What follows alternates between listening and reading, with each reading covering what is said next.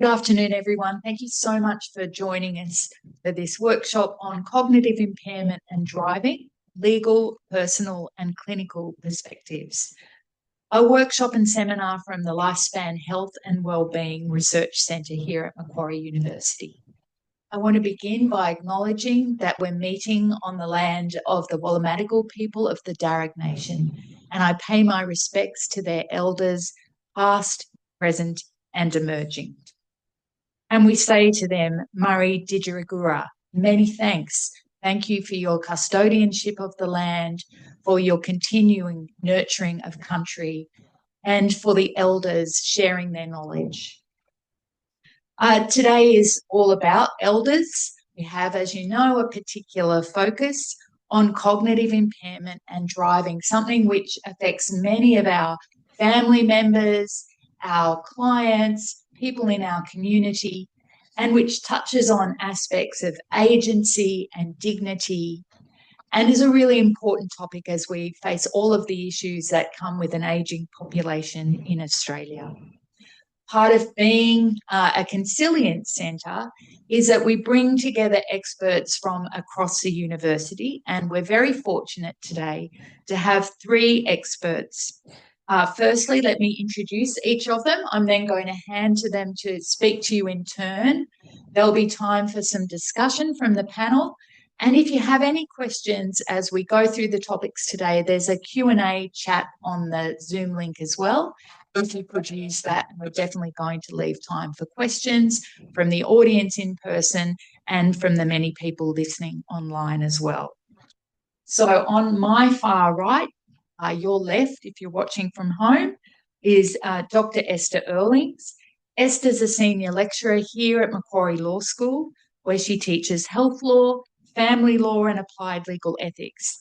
In her research, Esther is especially interested in decision-making ability expressed as both internal ability, capacity or competence, you'll probably hear those words a few times today, and external ability, so around legal limits and supports, including under substitute decision-making regimes such as adult guardianship. She also has an interest in ageing-friendly cities. Esther's president of the Law and Society Association of Australia and New Zealand and a member of the Macquarie University Human Research Ethics Committee. In the middle, we're very fortunate to have Jill Brewster. Jill is a Macquarie University alumni. She's a member of the Macquarie University Lifespan Health and Wellbeing Consumer Advisory Board, and she has lived experience on this topic through her family and friends, and we're really fortunate that Jill's going to bring that perspective in today as well. Always a really important part of what we do at the Lifespan Health and Wellbeing Centre. And finally, Dr. Heather Francis, clinical neuropsychologist with a special interest in diagnosis and intervention for a range of neurological conditions, including neurodegenerative conditions, encephalitis and multiple sclerosis. She works clinically at Royal North Shore Hospital in the neurology department and as an academic in the School of Psychological Sciences at Macquarie University, teaching on the Master of Clinical Neuropsychology program. She has a research interest in the effects of diet on the brain with a co-authored book on the topic, and she applies this knowledge clinically to provide evidence-based cognitive and lifestyle recommendations and interventions to improve brain health and mental well-being, as well as reduce the risk of cognitive decline in ageing. Well, Esther, we're going to start with you. So we're starting with the legal aspects of cognitive impairment and driving. But of course, there are many other aspects as well. Esther, can you take us through the foundations of the law and what it says about cognition and driving? Well, so I realise I don't have a lot of time. So you might not actually hear me say the word capacity a whole lot. I'm going to walk you through what the law really requires of you. Somebody might have at some point a cognitive impairment. And so I'm going to focus on the three actors that Osterode identified as the people who need to take some action. So the first person who needs to take some action is the driver themselves. And we will probably hear very soon that that is not so easy, because most people who recognize that perhaps, they shouldn't be driving anymore are not going to be the first people to contact, Transport for New South Wales and say like, hey, I think I'm probably a danger on the road. Do you think you should take my license away? But the law is actually very clear. So in all states and territories around Australia, anyone who feels that they no longer have the capacity to drive safely, and the laws use sort of different language. Some say drive safely, some say drive safely with respect for the public or something like that. But the general idea is that if you come to the conclusion that for a long-term period of time or permanently, you are no longer able to drive safely, you must notify the authorities. So if we're looking, for example, at the New South Wales legislation, we have the Road Transport Drivers Licensing Regulation 2017. And this regulation says that if you are the holder of a driver's license, you must, as soon as practicable, notify the Transport for New South Wales of any permanent or long-term injury or illness that may impair the license holder's ability to drive safely. So you actually have to go out and say, I have something, and it may, not it will, but it may impact my safe driving. Now, if you don't do that, also in all states and territories, you're going to be facing fines. So it's actually something that's subject to a fine, but people probably won't be very impressed by that. In New South Wales, the fine is actually quite substantial, over $2,000 if you don't do it. Now, one of the things that people can do is take proactive action. So at the moment that they know they need to go and report this, they can say, hey, look, I have these issues, but can we discuss a conditional license? In New South Wales, we call it a modified license. So you actually need to go and negotiate with Transport for New South Wales on what sort of conditions should be put on your license for you to still be able to keep it. And that could be time, for example, only driving during the day when it's light outside.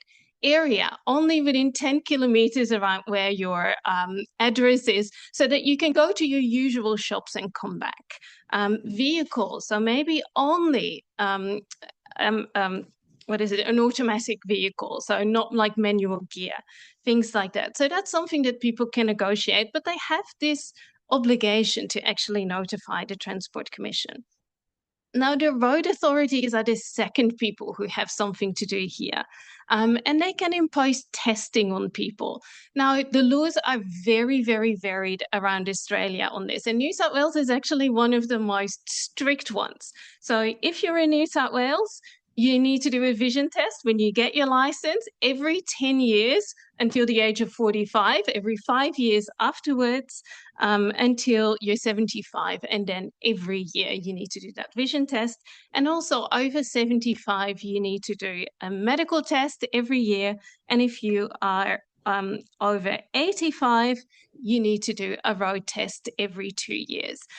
Now, there's only one other jurisdiction, which is the ACT, that also requires road tests. And for the rest of it, there are a few who say annual vision tests, but there are also jurisdictions that solve this in different ways.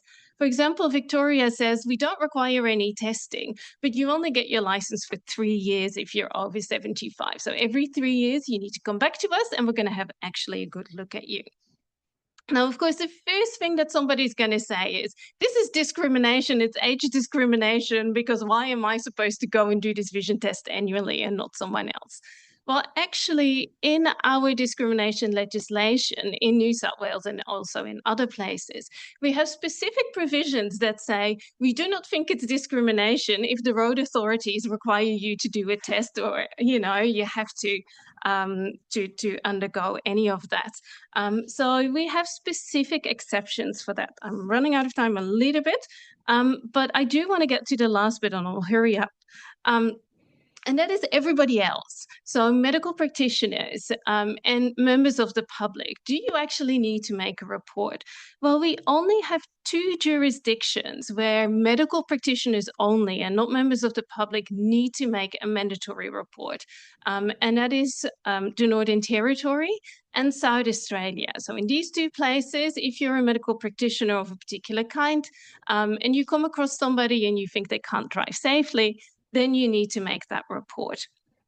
In all other states and territories, both medical practitioners and members of the can actually make reports, but they are discretionary reports. So you're allowed to go and file a report to the transport commissions and say, or like the transport authorities, and say, I have some concerns about this person. But the main thing about it is that you need to do it in good and in New South Wales, you actually have to come and do it in person so that the officer can check that you're doing this in good faith and out of genuine concern for the driver and everybody else.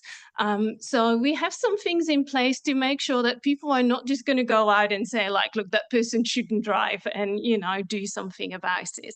And on that note, I think I'm very well over time, so I'm going to hand over. That's all right. I'm sure we'll be coming back to you, Esther, with some more questions. So Esther's mentioned that members of the community, family, don't specifically have a legal obligation. But Jill, let's turn to you now. From your perspective as providing that perspective today as a member of the community, someone who cares for family members where there might be concerns, what's your perspective? The main impact on older people facing a reduction in their driving privileges or a loss of licence is the loss of independence. Losing your licence will inevitably involve lifestyle changes, and it can also mean losing connection. The ability to drive has provided the convenience and freedom to visit family and friends, attend leisure activities and medical appointments, and stay involved in community life. This can result in social isolation if support mechanisms are not in place. Planning is essential. Support networks are vital and need to be arranged before the loss of licence occurs, where possible. This may be in the form of family or friends who can assist. However, if there's no one nearby, the other options are community transport, courtesy buses, public transport, Ubers and taxis. Local pharmacies and supermarkets may provide support through home delivery services. Community transport can provide transfers to appointments from your home and return. Some people will have access to community transport and or taxi subsidies through government aged care subsidies, DVA or other subsidies. Government-funded community transport is designed to assist the community in maintaining connection and independence. For some, the lack of nearby public transport, the lack of availability of community transport, or the cost of other transport is an issue, and it becomes a compelling reason as to why they should not give up their licence. However, in giving up a licence, there can be cost savings associated with running a car. Some people may choose to relocate closer to the family or a town centre for transport or other support networks as they get older and face a loss of licence. Or their relatives may choose that option for them. In my experience, there are 3 main groups. There are those who give up their licence voluntarily for either medical reasons or a conscious decision based on the stress and risks of driving safely on the roads today. There are those who are in denial of their changes in driving ability, and there are those who keep their licence as they do not want to lose their independence. But in saying that, they have passed their medical assessment required each year from age 75 or earlier, if required, and if aged 85 or over, the requirement for the on-road driving assessment every 2 years. Alternatively, as we've heard, they can opt for a modified or conditional licence where no test is required. Studies have shown that many older drivers will adjust their driving accordingly for any decline in driving competency by limiting their driving, avoiding driving at night or time of day where there's less traffic. But the main issue for all is the ability to react to how other people drive and their attention, judgment, and flexibility in navigating road conditions. Medical assessments of fitness to drive can vary, subject to the GP's knowledge of the patient. The New South Wales Government has a booklet titled The Road Ahead, Navigating Your Journey as an Older Adult, and it covers a section on detecting changes in your driving. It's highly possible that not many know of this, its existence, and with its checklist of indicators of changes in driving habits. Some people would be in denial that these indicators apply to them. So it is left to family and friends to deal with the issue for the safety of the person themselves and the community. Some local councils conduct senior driver workshops which cover the risk factors for older drivers, the road rules, low-risk driving strategies, and older driver assessment options. This can assist older drivers in understanding their options going forward and provides them with the tools to maintain some form of independence. It may be they obtain a conditional licence limiting distance, as we've heard previously.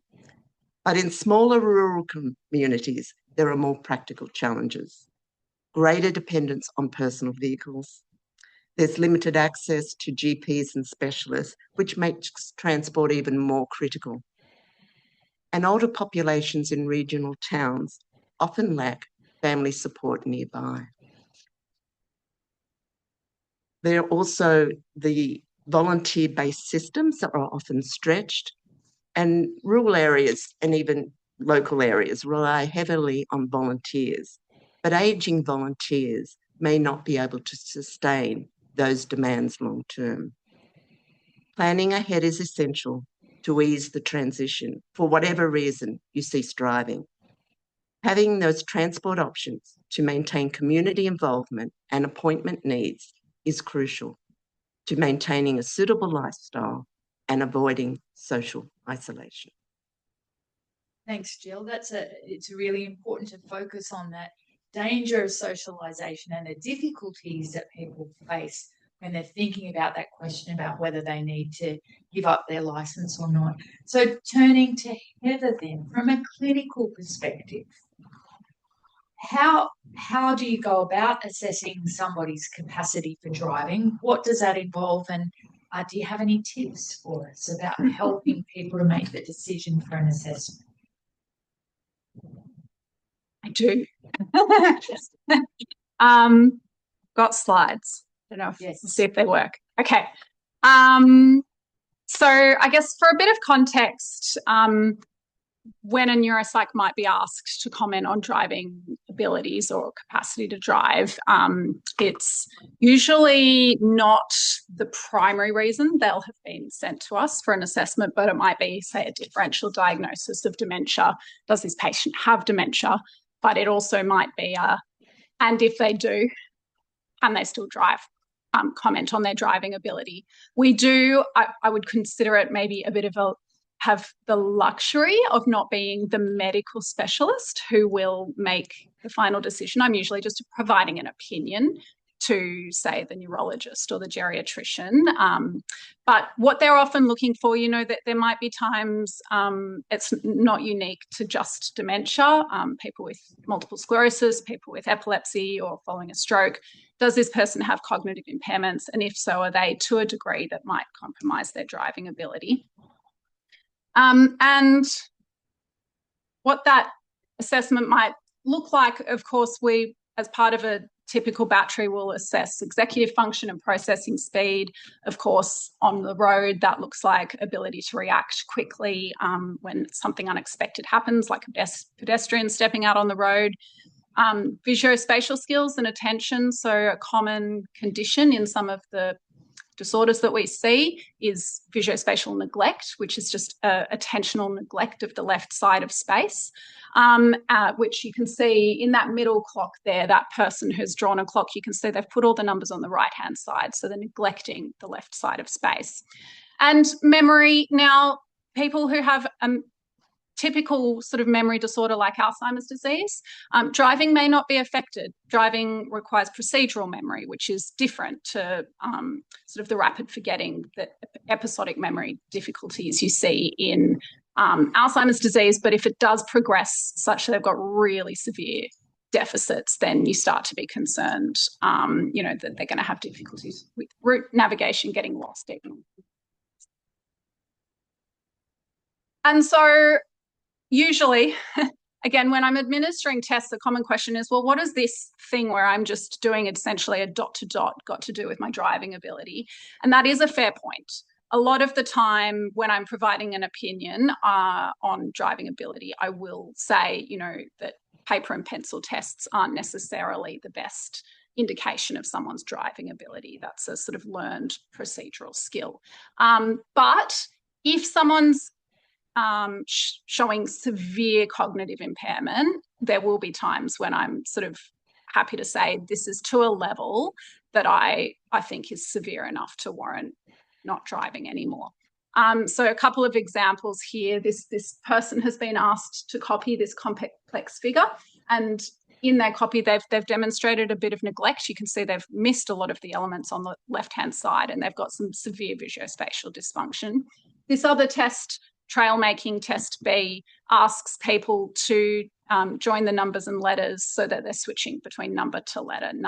So 1 to A to 2, 2 to B, and so on. And it's speeded. So we're testing their divided attention under speeded conditions. And if someone's got a subtle difficulty on this, that probably isn't the best indication of their driving ability. But I've had patients who cannot complete it at all. They can't go from 1 to A even. So, if there's significant impairment, we're probably happy to make a call and not put that person through an on-road driving assessment. This is an additional tool that I just wanted to mention that we'll often use in clinical practice. It doesn't have to be administered by a neuropsych. It can be a nurse, it can be a doctor, an OT. It's a test which basically presents people with images of different driving scenarios. They only display the image for 4 seconds, and then they're asked to recall some of the elements and some of the road rules. What it's quite good for, what it gives you, I don't have any other images to help with that, but what it gives you is it classifies patients into 3 categories: either likely to fail an on-road assessment, requires further testing, or likely to pass an on-road assessment. What that gives you as a clinician is a really good entry into talking to the patient about their driving abilities. And so if, for example, it says they're likely to fail an on-road driving assessment, they can still go for that driving assessment, but those are costly, right? So I think it's between $600 to $800 to undergo an on-road driving assessment with an occupational therapist.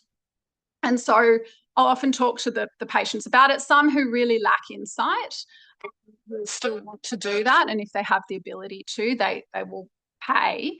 And then sort of on the flip side, if they're likely to pass an on-road assessment, it gives you, as a clinician, the additional, I guess, evidence to support your impressions from the cognitive testing that you've done as well. That's just some references.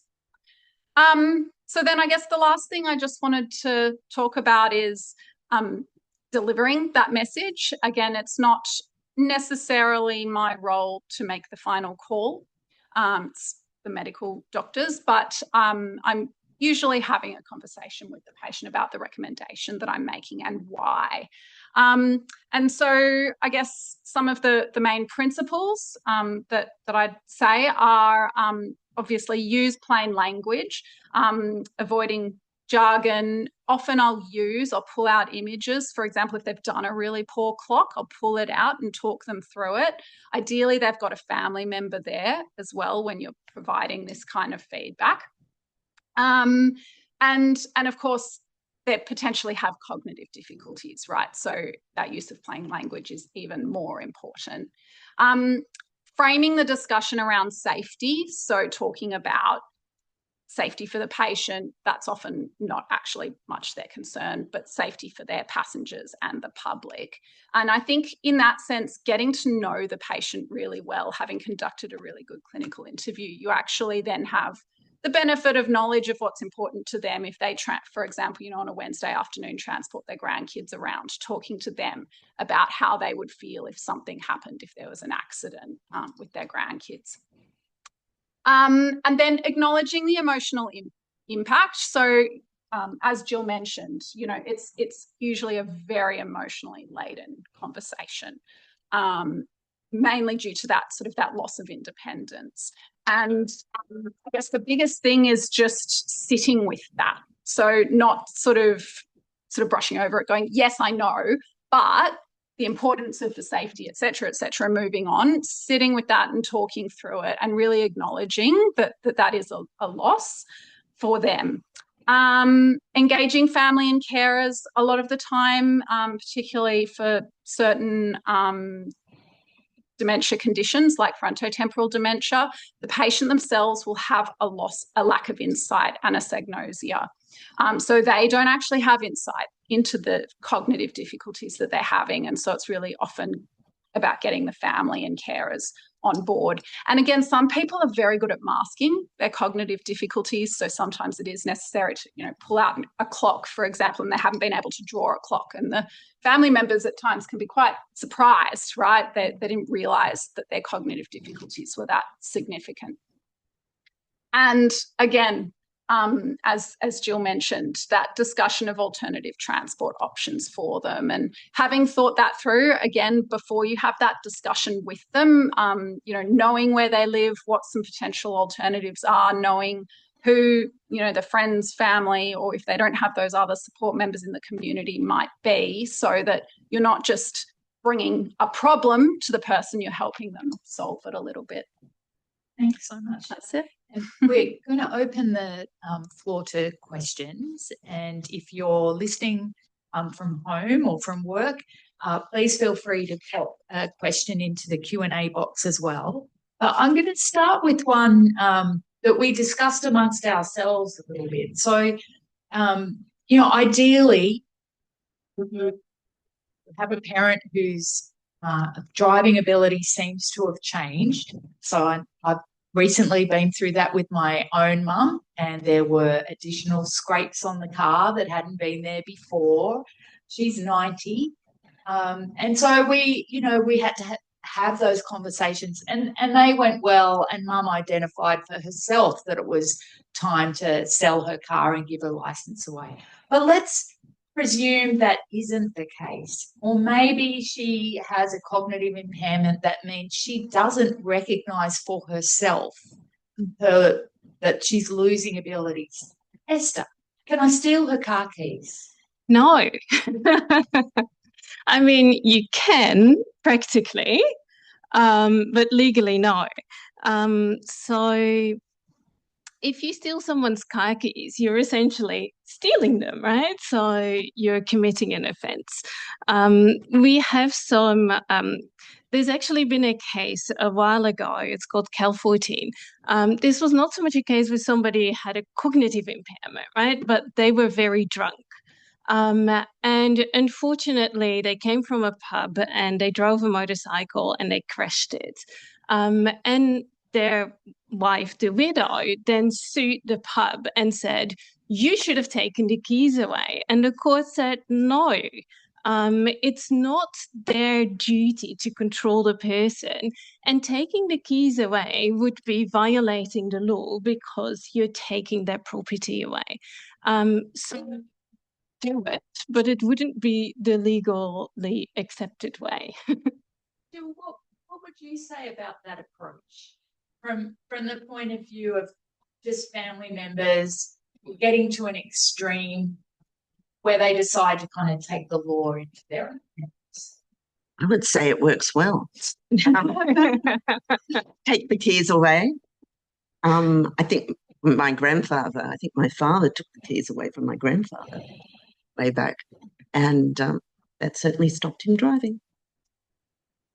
Something we discussed earlier was the fact that if you called the police as an older person to report your car keys had been stolen, it's highly unlikely that anyone in your family would be arrested for stealing the keys. Well, it's not really stealing. You're taking them and you're telling them you're taking the keys because it's unsafe for you to drive.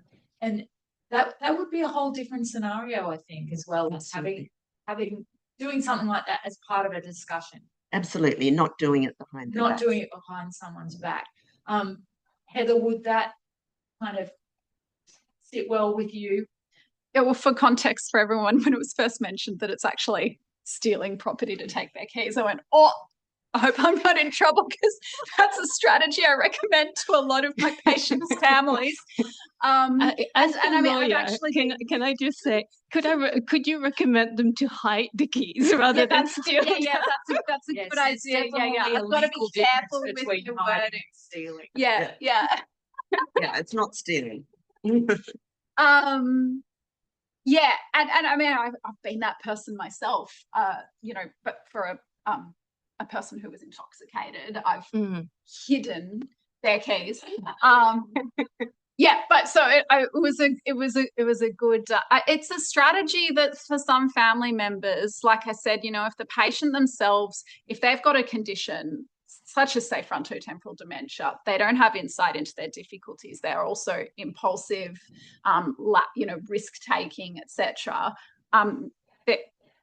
There are some situations where that's really kind of necessary, and that if they're not taking on, even if you've had these repeated discussions and they're not taking on that information. Yeah.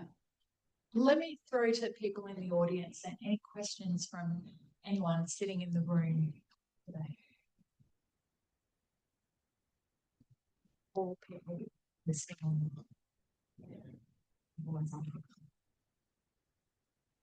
In the meantime, I can follow up on why it's unlikely that you're going to be arrested. So the public prosecution only has limited resources, right? And that means that they need to make decisions on which cases they're going to go after. Now, if you were to take the keys away from someone else and the public prosecution is looking at that case, and one of the things that they need to consider is whether it is in the public interest to charge you and come after you. And probably the end result of that consideration could very well be it's not in the public interest to come after you, because actually what you did, although illegal, was in the public interest. And if we only have finite resources, we might think it's more in the public interest to go after somebody who, instead of stealing, their parents' car keys, has been in the street actually stealing the car.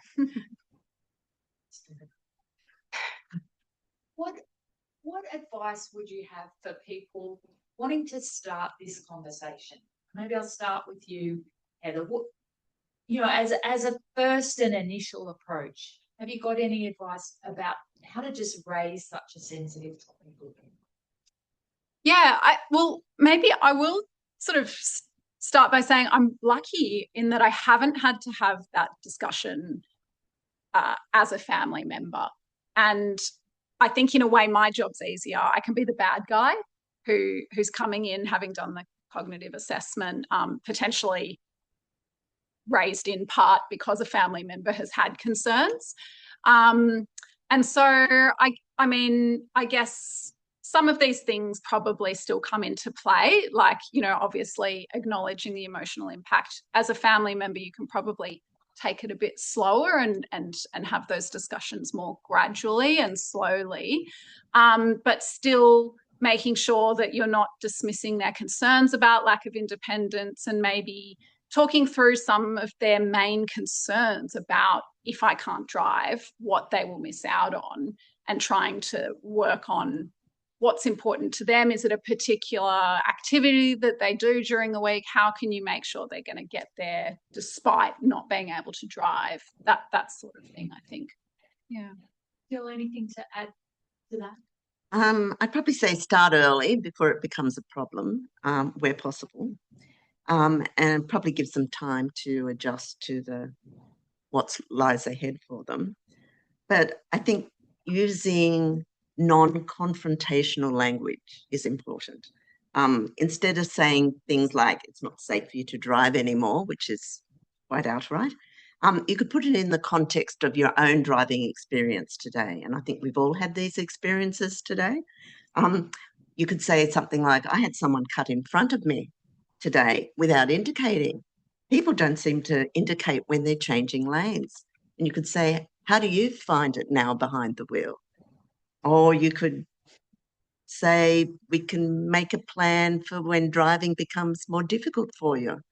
But in saying that, you could always make reference to someone they know who has navigated this issue successfully. And that is a huge help. Giving that positive example. Absolutely. Yeah, that's a really good point. Esther? Look, I think the law is helping us out in multiple ways here. And that is, of course, when you need to make the report, it says in good faith and showing genuine concern. So I think your initial conversation should be showing your good faith and showing your genuine concern.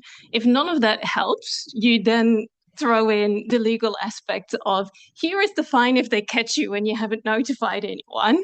And also, very importantly, most insurance companies will have avoidance clause that says that if you know you have a cognitive impairment and you get behind the wheel and you cause an accident, they won't cover anything. So I suppose you just start nicely and from there you take it to the threats. But what I'm hearing as well is that it's not black and white. That a cognitive impairment doesn't necessarily mean that a person can't drive. And the rights of people with cognitive impairment are important. Their agency is important. So is that on the right track, Heather? It's not every person with dementia, with a diagnosis of cognitive impairment, isn't going to be able to drive. Absolutely. And I guess as well, sometimes what will happen is even if they do have some difficulties driving, they can have, as Esther was alluding to, a conditional license. So some people will have a conditional license where they can only drive within, say, 5K of their home and only during the day, as an example. So sometimes as well, it's even if they do have cognitive impairment that can impact driving, it might just be that it impacts long distance driving and not just within sort of, a very familiar environment. Yeah. And Esther, can you talk to the law on that? Is it a black and white diagnosis insurance void? No. So the law says you cannot drive safely. So our test is, can you drive safely? In principle, an impairment doesn't matter as long as you can still drive safely. And so I think, as Heather says, the conditional license can be really, really important there, because that's essentially a form of supportive decision making, right? We are going to allow you the maximum autonomy in your life, but whilst keeping everybody else safe. So just one thing that you can put in a conditional license in terms of when the person can drive. It could also, for example, be outside peak hours or not when schools just go out, because, children do unexpected things and that person might not be able to catch that. It's according to the law, in principle, your impairment doesn't matter. What matters is whether you can drive safely or not. A question about the conditional licenses. You've referred about people coming in and making voluntary reports into like Service New South Wales and things like that. Who is evaluating these reports and negotiating these conditions? So officially Transport for New South Wales. Okay. They actually have a website that you can go to that is on modified license. So if you just Google modified license New South Wales, it has a nice little website that says, here's a form you can fill out, here's a person you can go to. So the conditional licenses are essentially individually negotiated. By the driver? And the authority. So Transport for New South Wales is the one who's in charge of driver's licenses. So they do that with the person. But no driving test is involved. Right. Okay. Which is interesting. Yeah. Very interesting. I've had patients who have had a conditional license, and part of that has been on the recommendation of, say, the neurologist, knowing that person's condition. So I'm thinking of a particular patient, she had multiple sclerosis, and it was a specific type that kind of relapsed. And so she was improving, but not completely well again, if that makes sense. So that I think in some circumstances, I do think they seek out the opinion of a medical practitioner to inform. And so often the neurologist will say, look, her physical symptoms have resolved. I'd like you to provide an opinion as to whether her cognitive symptoms have also resolved. Yeah. Well, they can opt for the modified or conditional license, but, you know, they still have to meet medical criteria as part of that. But there is no driving test involved. So you can be over 85, you can be 90, and you can be in reasonable health, and you can still go opt for a conditional license, and no driving test is involved. It can be demanded. Yeah. So the authorities have, yes. It depends. I've got an interesting question online, and then I'll come to one in the room as well. Ron wants to know whether the panel see ways that self-driving cars might play a role here in the future. I don't know, Esther, if you're au fait with the laws around self-driving cars. Well, I have some knowledge of self-driving cars because I had some interactions with people who are very fond of self-driving cars. It's possible, but I think we are still at the stage where we're not quite sure that the self-driving cars are very safe. So I think that is something going into the future. Like once we have self-driving cars that are actually safe, then that could be a solution. I mean, certainly the self-driving cars are used overseas all the time as cabs. So they probably do have a role, but it doesn't necessarily get to the point you made, Jill, as well, about people in rural areas, if there's a limit on the range of cars. So until we resolve some of those issues as well for rural people. Yeah, rural people can be disadvantaged, but it depends on the local council in the area, what options and they have available in terms of transport. Again, the volunteers, some do it well with community transport, but it's all about funding. And some of these areas don't have the government funding to be able to do what is required. So it depends where you live. And I think also when you mentioned funding on the self-driving cars, they're probably going to be extremely expensive. So I think that would be a consideration. It won't be for everyone. But it might be an area for lobbying and advocacy around planning laws and funding of community services. So there's a question in the room. I guess my question was that I think there's a question that's been raised around the topic of insight and understanding, and also the agency around making these choices, and requesting for modified licenses, I think makes a lot of sense. And you could see that as a nice compromise position. I guess I was just wondering in how many instances, or does anyone have an idea, how satisfactorily these processes end up working out? Because obviously the purpose is to make everybody safe and to have, you know, good spirit in the engagement of that process. But I could imagine when insight and agency are clashing, or any variation of those two concepts, that could wind up well intended at the outset but end up poorly for various parties, either the family who want to support the individual to have restricted conditions, and then also the individual who still wants some agency and independence. So I just wondered if there was any experiences that you'd had to comment on how effectively these things are actually implemented for parties.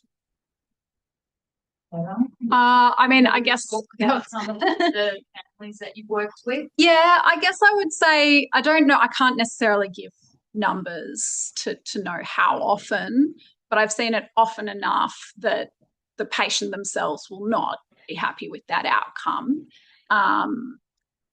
sometimes what I'm looking to preserve is the patient-family relationship. Like the family will have insight, patient doesn't. And so again, that's me. I'm sort of happy to be the bad guy, that person that they go, oh, you're a psychologist, I'll never see one of them again because they took my license away. But at least in that instance, if it means that the family can just be saying, well, I'm just doing what the neuropsychologist said. So yeah, I guess I think we do things to try to buffer that what would be considered a poor outcome for the patient, by trying to, maintain independence for as long as possible and try to still get them to be able to do all the things that they wanted to do by driving. But some people they really love driving. And so no matter what, that's not going to be a good outcome for them. But I often say driving is a privilege, not a right.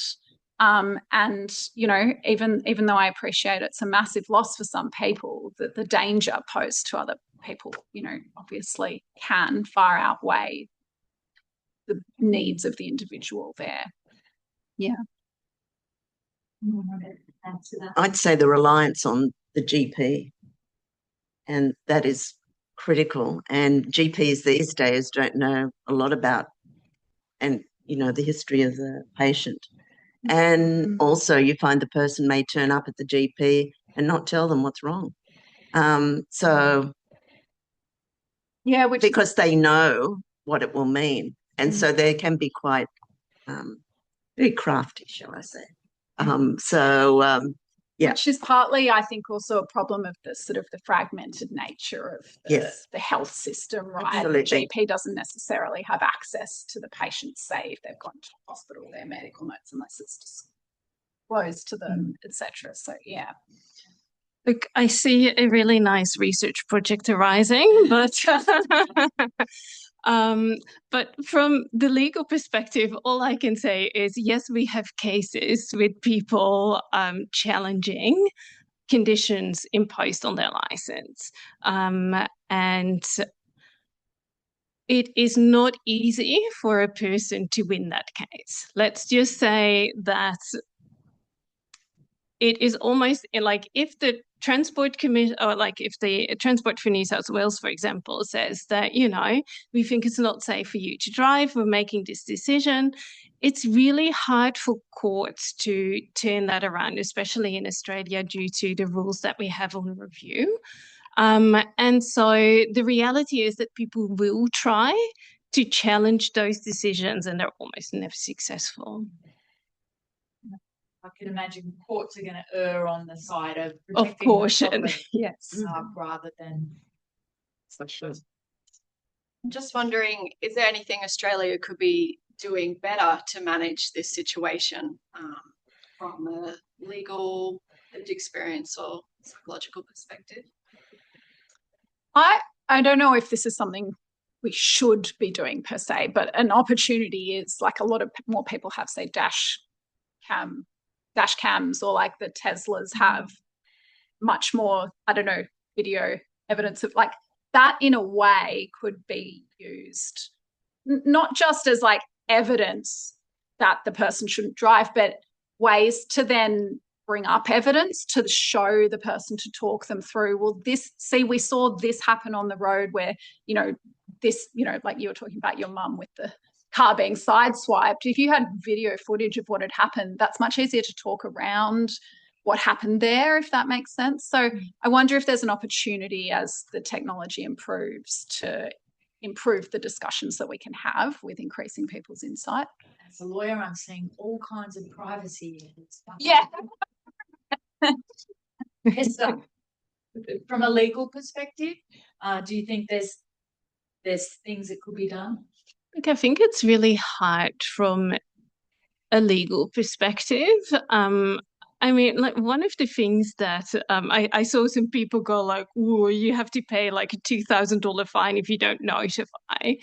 But that can also sometimes be the stick that you need. I actually think that the solution is not necessarily legal. The solution, I think, should be in two things, which is, one, a cultural shift to make people willing to talk about these things. and also there is a very high car dependence in Australia that you might not like. You can hear from my voice. I have a little accent. I'm European. I'm very used to, and I think that's part of it, as Jill talked about, the fact that there might just not be public transport. Because if you're looking at a lot of other countries in the world, right, losing your license is not the end of the world because you just take the bus, you take the train, whatever. But losing your license in Australia is a completely different story. One of the things that you can consider instead of self-driving cars is cars that have a limit on how fast they go. So I'm from the Netherlands, and one of the things that a lot of elderly people have is a car, like it's a tiny little car thing that goes up to a maximum speed of 45 kilometers per hour. And you can use it to go to the shops, you can use it to go, to the community center, to church, whatever. You can't take it on the highway, it's not allowed. But it actually means that people maintain that autonomy. I think the real big issue is that you need, in order to have these conversations, in order for the laws to make sense, you also need to have some sort of safety network that allows people to live their lives if they do not have a car. And Jill, I might give you the last word. What do you think is the most important thing we could do? Most important change that needs to be made to make this issue easier to manage for families? Well, I think communication of the options available. For example, even the fines. I don't think if you ask older people that they're going to get fined, whatever, 4,000, they wouldn't have a clue. I mean, so communication and awareness of options. And I think local councils being proactive in conducting the workshops for senior driver workshops or activities for seniors in the area, and the New South Wales government or state governments playing a much greater role for the safety of their community. And I think what would be a good option is if they could have like transport support workers, whether they be people who can help older people navigate the options available to them, whether it's book online transport for them or whatever, and look at their local transport options, because people can be isolated if they don't have family and friends, and so they need help, and it's having these in place that will make a difference. Absolutely. Thank you so much to all of our panellists today. I'd like to thank Esther, Jill and Heather for sharing their insights with us and reminding us that this isn't a problem of older people with cognitive impairment. This is a problem for the whole of the community, for health services, for legal services, transport services, and it's this sort of multidisciplinary approach that really ignites passions of the researchers in the Lifespan Health and Wellbeing Research Centre. I want to thank the centre for putting the seminar on today. Thank you to Nick for all her hard work behind the scenes, and for sharing resources for everyone who's registered, some of the resources that the panellists have talked about today and the slides from today as well. So thanks very much, everyone. Good afternoon.